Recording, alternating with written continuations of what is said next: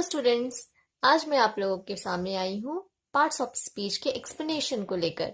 It means मैंने अपने parts of speech के पहले पार्ट में आप लोगों को बताया था कि there are 8 parts of speech. आज मैं उन 8 पार्ट्स ऑफ स्पीच को एक्सप्लेन करने वाली हूँ with definition and with example one by one. So let's start the first part of speech which is noun. At first, we will know about the definition of noun, then example. A noun is the name. It means noun क्या है? Name है, नाम है किस चीज का? किसी भी place यानी कि स्थान, जगह, person यानी कि किसी भी व्यक्ति, animal, bird, कोई भी thing, किसी भी तरह का आइडिया या फिर किसी भी तरह का इमोशन यानी कि भावना, फीलिंग्स, उसे नाउन कहते हैं। आप नाउन का एक शॉर्ट डेफिनेशन भी लिख सकते हो। A noun is a naming word. It means all naming words are noun. जितने भी नेमिंग वर्ड्स होते हैं सभी नाउन कहलाते हैं। Noun means in Hindi noun को क्या कहा जाता है? संज्ञा। नाउन का हिंदी क्या होता है? संज्ञा। जैसा कि मैंने बताया, नाउन किसी भी चीज के नाम को कहते हैं। तो मैंने यहाँ कुछ एग्जाम्पल्स लिखा है, जैसे कि Ram, Gracie, India, happiness, air, etcetera. आप देख सकते हो राम एंड ग्रेसी। ग्रेसी ये क्या है? Name of person. ये राम एक बॉय का नेम है, ग्रेसी किसी गर्ल का नेम है। ठीक उसी तरह इंडिया ये क्या है? एक किसी कंट्री का नेम है। हैप्पीनेस, हैप्पीनेस मीन्स खुशी। खुशी क्या है? एक इमोशन है, एक फीलिंग है। एयर ये क्या है? एक ऑब्जेक्ट या हम कह सकते हैं एक थिंग है। इन वेरी सिंपल वे, जो हमारे छोटे बच्चे होते हैं, जो छोटे स्टूडेंट्स होते हैं, उन्हें समझाने के लिए हम ये कह सकते हैं कि हमारे चारों ओर जो भी चीजें दिख रही हैं, जो भी चीजें हम फील कर पा रहे हैं, सब कुछ नाउन है। अगर किसी जूनियर स्टूडेंट से, जूनियर क्लास के स्टूडेंट से पूछा जाए कि आप एक एग्जाम्पल तो नाउन का, तो आप बहुत ही आसानी से दे सकते हो। आपके आसपास जो भी चीजें दिखे वो सब क्या है? नाउन है। सब कुछ नाउन है। अगर आप किसी रूम पे बैठे हो, आपको वॉल दिख रहा है, रूम का फैन दिख रहा है या कुछ भी दिख रहा है, वो सब क्या है? नाउन है। So it is very simple. A noun is the name of any person, place, animal, bird, thing, idea or emotion. The next parts of speech is pronoun. A pronoun is a word used in place of a noun. It means pronoun क्या है? एक ऐसा word है जो कि noun के place पे use होता है, यानी कि noun के बदले यूज होता है। pronoun का हिंदी क्या होता है? आप लोगों को पता होगा, सर्वनाम। प्रोनाउन को हिंदी में सर्वनाम कहा जाता है। इट मीन्स नाउन यानी संज्ञा, उसके प्लेस पर आने वाला जो वर्ड होता है, that is called pronoun. For example, he, she, I, we, this, those, it, etcetera. तो यहाँ पर हम लोग एक एग्जाम्पल के थ्रू समझेंगे कि प्रोनाउन क्या है और कैसे पहचाना जा सकता है। सपोज मैं यहाँ एक सेंटेंस लिख रही हूँ,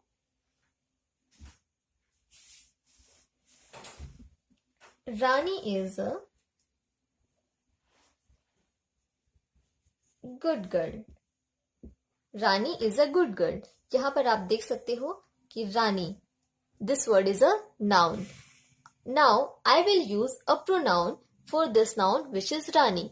रानी जो कि नाउन है, उसके लिए मैं एक प्रोनाउन यूज करूंगी। तो रानी बिकॉज एक गर्ल है, इसलिए इसके लिए मैं यूज करूंगी she. She lives in Delhi। तो ये जो वर्ड है शी, ये मैंने यूज किया है रानी के लिए, और रानी क्या है? एक नाउन है। इस नाउन के बदले, इस नाउन के प्लेस पर यहां पर मैंने रानी लिव्स इन दिल्ली नहीं लिखा, बट मैंने क्या लिखा? She lives in Delhi. तो शी जो वर्ड है वो इस नाउन के बदले आया है, इसलिए शी क्या है? एक प्रोनाउन है। तो इस तरह से आप प्रोनाउन समझ चुके होंगे। And the next is adjective. Adjective in Hindi विशेषण। एडजेक्टिव का डेफिनेशन क्या है? An adjective is a word which qualifies a noun और a pronoun.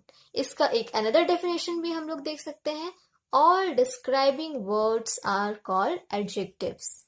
It means an adjective is a word, adjective एक ऐसा वर्ड होता है विच क्वालिफाइज अ नाउन और अ प्रोनाउन, जो कि किसी नाउन या प्रोनाउन को क्वालिफाई करता है। क्वालिफाई करने का मतलब विशेषता बताता है, यानी कि जो वर्ड किसी नाउन या प्रोनाउन की विशेषता बताए, उसे डिस्क्राइब करे, वो एडजेक्टिव कहलाता है। The same meaning is here, all describing words are called adjectives.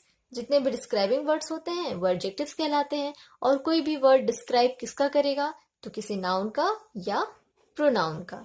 So you can write any of this definition. For example, Mr. Peter is an honest person. Here, Mr.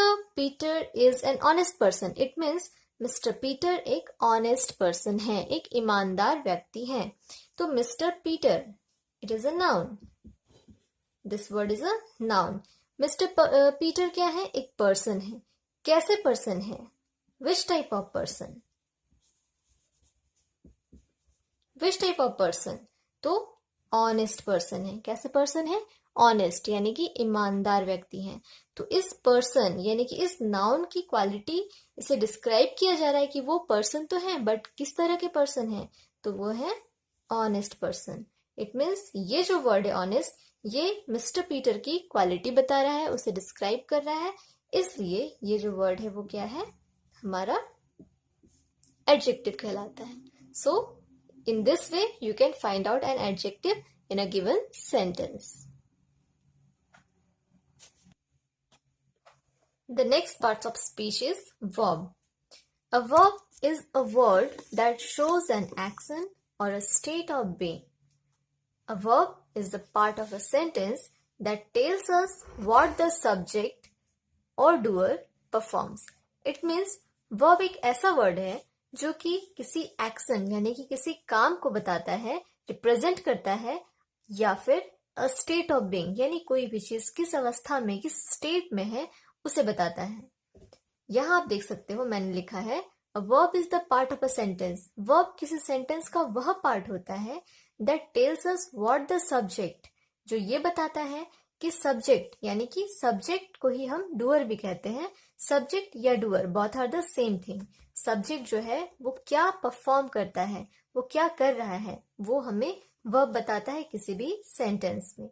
For example, go, read, sing etcetera, ये सारे words क्या है, verb है, क्योंकि इससे हमें किसी न किसी एक्शन, किसी न किसी काम का पता चलता है। Just I am writing one example, try to understand through the example.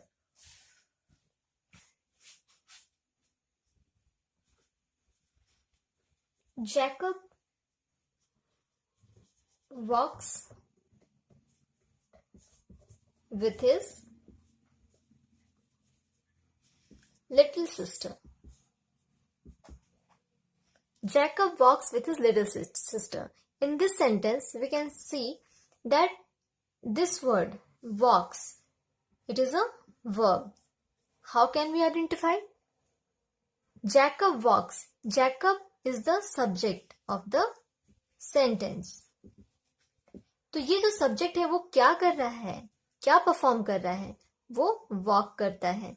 It means subject के परफॉर्मेंस को ये वर्ड हमें बताता है कि सब्जेक्ट क्या करता है। इट मीन्स वो वॉक करता है, टहलता है, चलता है। So this word is a verb. और इसे हम दूसरे तरीके से भी समझ सकते हैं। Jacob walks with his little sister. Walk means चलना या टहलना, तो दिस इज एन एक्शन, यह एक प्रकार का काम है। So this is a verb. So we can see here the definition. I have told you through this example that how can you identify a verb in a sentence. The next one is adverb. Let's see what is the definition of adverb. I have written the definition of adverb here. मैंने यहाँ adverb का definition लिखा है। इससे पहले मैं आपको बताती हूँ adverb. Adverb को हिंदी ग्रामर में कहा जाता है क्रिया विशेषण।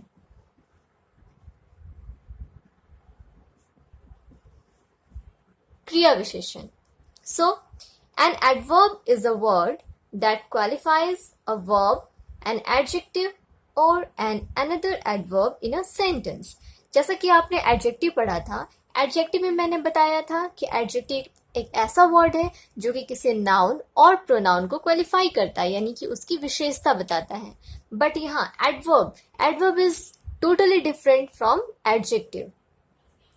Adverb एक ऐसा word है जो कि क्वालिफाई तो करता है, बट किसी वर्ब को, किसी एडजेक्टिव को और किसी दूसरे एडवर्ब को in a given sentence.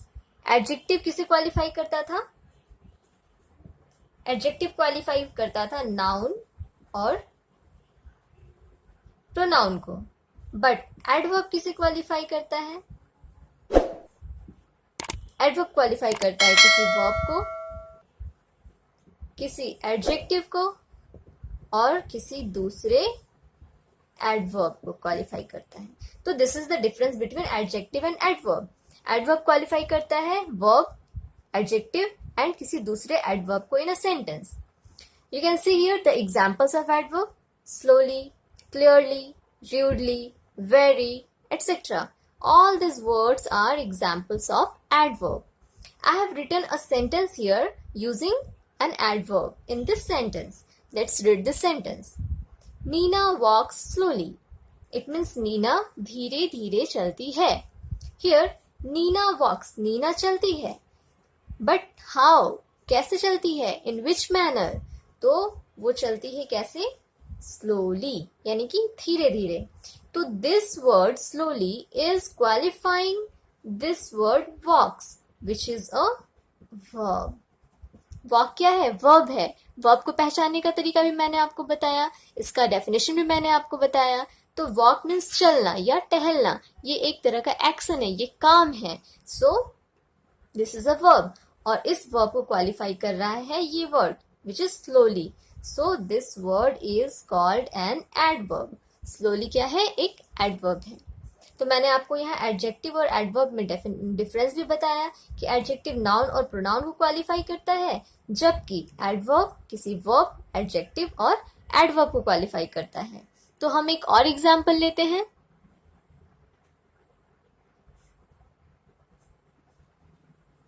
The fairy is very beautiful.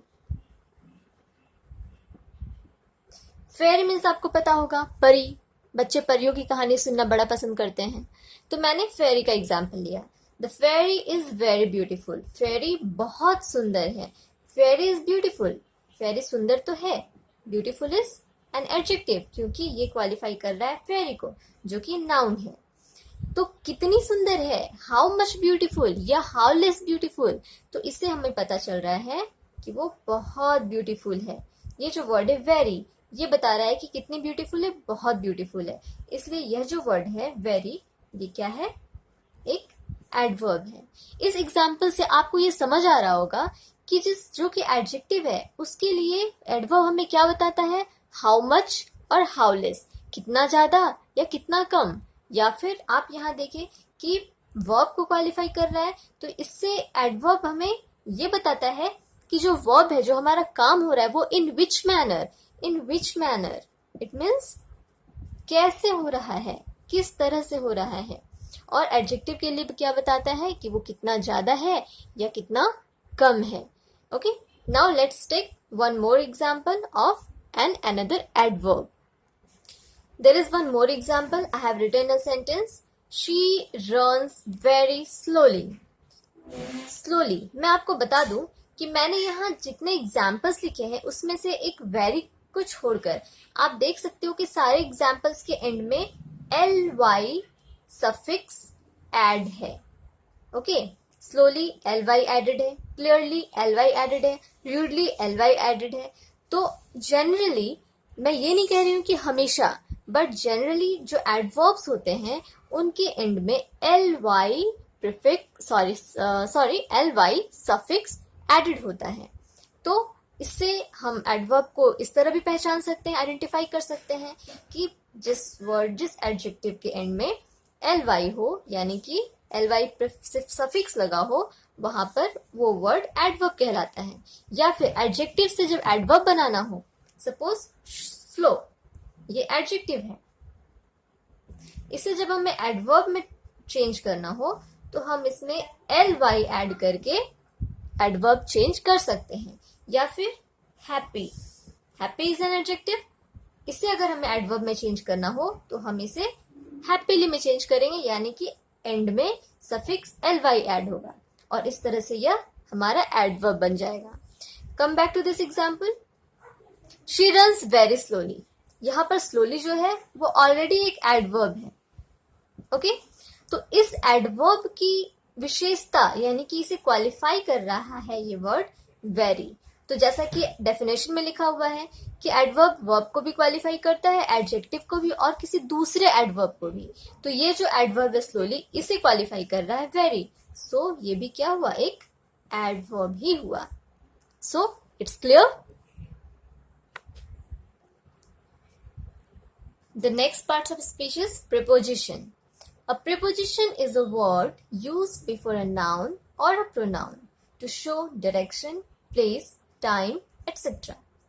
It means preposition एक ऐसा वर्ड है जो कि किसी सेंटेंस में नाउन या प्रोनाउन के ठीक पहले यूज होता है और इसका काम क्या है, ये उसका डायरेक्शन, प्लेस, टाइम एटसेट्रा हमें बताता है।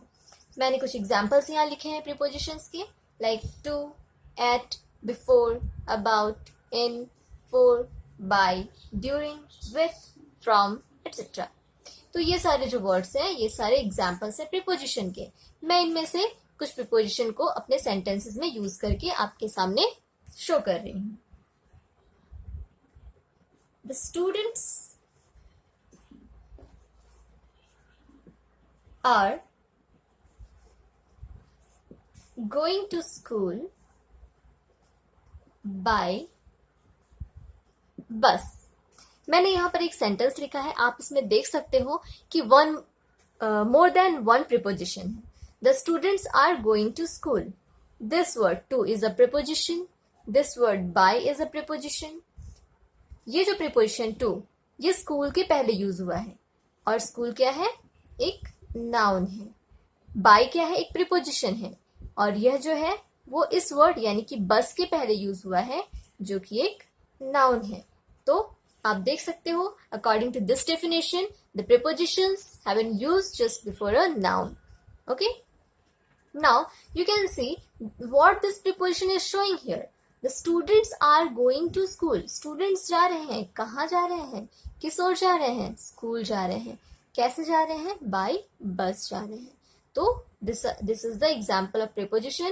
प्रीपोजिशन बहुत सारे हैं, सारे प्रीपोजिशंस के यूजेस भी बहुत सारे हैं। आप एक प्रीपोजिशन का more than one, more than two, more than three uses भी आपको मिलेगा जो कि हर सेंटेंस में अलग अलग प्रकार से यूज होता है। तो मैं अपने किसी दूसरे वीडियो में सारे प्रीपोजिशंस के यूजेस आपके साथ शेयर करूंगी, बट अभी मैं यहाँ सिर्फ आप लोगों को प्रीपोजिशन का डेफिनेशन और उसके एग्जाम्पल्स मैंने बताया है।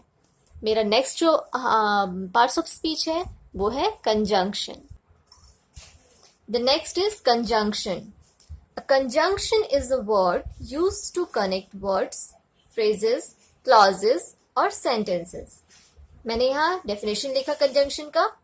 एक पॉइंट मैंने यहाँ लिखा है, conjunctions are also known as connectors और लिंकर्स। इट मीन्स कंजंक्शंस को कनेक्टर्स या लिंकर्स भी कहा जाता है। कंजंक्शन क्या है, तो कंजंक्शन एक ऐसा वर्ड है जो कि वर्ड्स, फ्रेजेस, क्लॉजेस या तो सेंटेंसेस को कनेक्ट करते हैं, यानी कि जोड़ते हैं, ज्वाइन करते हैं, लिंक करते हैं। ओके, मैंने कुछ एग्जाम्पल्स लिखा है यहाँ पे, एंड, बट, और, सो, बिकॉज, व्हाइल। ये सारे जो एग्जाम्पल्स हैं ये सारे कंजंक्शंस हैं। मैं इनमें से कुछ कंजंक्शंस को सेंटेंसेस में यूज करके आपको समझा रही हूं। Try to understand it. आप में से बहुत सारे बच्चे कार्टून्स भी देखते होंगे, उसमें से एक कैरेक्टर है, आपको पता होगा, टॉम, जेरी। तो मैं बस उन कैरेक्टर्स का एग्जाम्पल्स में यूज कर रही हूँ।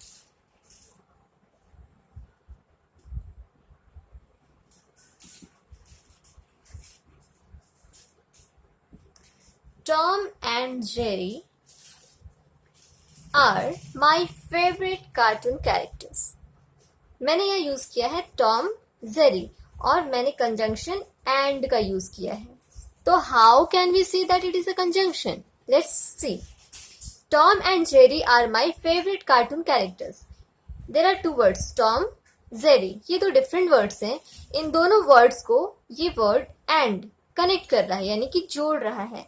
तो ये जो एंड है वो कंजंक्शन हो गया, या फिर कनेक्टर हो गया, या फिर हम कह सकते हैं लिंकर हो गया, क्योंकि ये दो वर्ड्स को कनेक्ट कर रहा है। Okay, now the next example.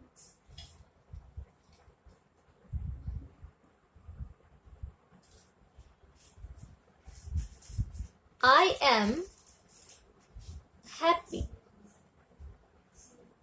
because I have got a gift. मैंने ये सेंटेंस लिखा है I am happy because I have got a gift. It means मैं खुश हूँ. I am happy. मैं खुश हूँ. And one more sentence is I have got a gift. मुझे एक गिफ्ट मिला है. तो इन दोनों सेंटेंसेस को ये वर्ड बिकॉज कनेक्ट कर रहा है. कैसे? मैं खुश हूं क्योंकि मुझे एक गिफ्ट मिला है, मैंने एक गिफ्ट पाया है. तो this word because is connecting this two sentences, or we can say these two clauses. So this is a conjunction, or we can say connected. तो इस तरह से आपको समझ आ गया होगा कि कंजंक्शन का क्या यूज है. दो कंजंक्शन वर्ड्स, फ्रेजेस, क्लॉजेस और सेंटेंसेस को कनेक्ट करता है. And the last we will read is interjection. What is an interjection? An interjection is a word used to express sudden feeling, emotion or reaction. Interjection क्या है? एक ऐसा word है जो कि हमारे सडन फीलिंग यानी अचानक से फीलिंग्स जो आती है, या कोई इमोशन हो या कोई रिएक्शन हो, उसे एक्सप्रेस करने के लिए यूज किया जाता है. I have written some examples of interjection here, like oh, hurray, alas, aha, wow. These are the examples of interjection. आप देख रहे हो मैंने यहाँ हर वर्ड के बाद एक पंक्चुएशन मार्क लगाया है. इस पंक्चुएशन मार्क को क्या कहते हैं? Exclamation mark.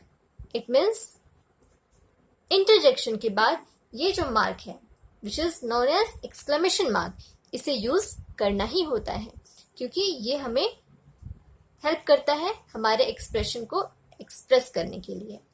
मैंने ये जो एग्जाम्पल्स लिखा है इसमें से आपको पता होगा इन सब का मीनिंग, फिर भी मैं आपको बताती हूँ.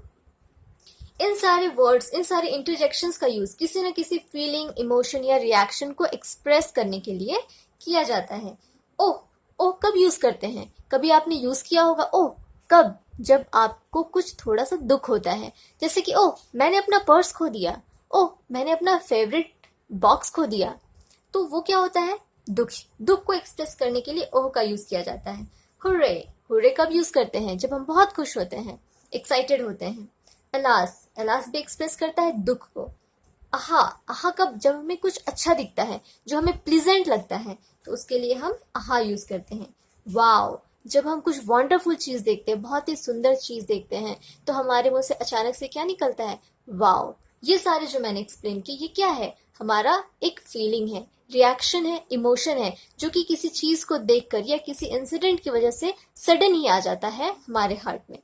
तो मैं आप लोगों को बताती हूँ कि ये जो इंटरजेक्शन है वो किस तरह की फीलिंग्स को एक्सप्रेस करते हैं. मैं कुछ एग्जांपल्स बताती हूँ आपको. Like pain, like happiness, like sorrow, hatred, surprise. इस तरह से और भी इमोशंस और भी फीलिंग्स हो सकते हैं. एक्साइटमेंट. तो ये सारे क्या हैं? This are emotions. This are sudden emotions, और वी कैन से फीलिंग्स, और वी कैन से रिएक्शन. तो इन सारे फीलिंग्स, रिएक्शंस, इस तरह के इमोशंस को एक्सप्रेस करने के लिए हम क्या यूज करते हैं? इंटरजेक्शन का यूज करते हैं। तो ये हमारा इंटरजेक्शन था। मैंने आपको total 8 parts of speech explain किया with definition, with examples, and मैंने एग्जाम्पल्स का यूज सेंटेंसेस में भी करके आपको समझाया। आई होप आपको कंप्लीट पार्ट्स ऑफ स्पीच समझ आ गया होगा, और मैं इन सारे पार्ट्स ऑफ स्पीच के काइंड्स भी बताऊंगी आपको, बट मेरे नेक्स्ट वीडियो में। और अगर आपने मेरे चैनल को सब्सक्राइब नहीं किया है तो सब्सक्राइब करो, ताकि इसी तरह से आपको अलग अलग चैप्टर्स, ग्रामर के और भी दूसरे इंग्लिश के चैप्टर्स आपको मिलते रहें, आप तक पहुंचते रहें। और अगर आपको समझ आ रहा हो तो आप इसे लाइक करें, और कमेंट करके अगर आपको कुछ पूछना हो, कुछ प्रॉब्लम है जो नहीं समझ आया हो, तो आप फ्रैंकली मुझसे मेरे कमेंट बॉक्स में मैसेज करके पूछ सकते हो। Okay then, take care, good bye.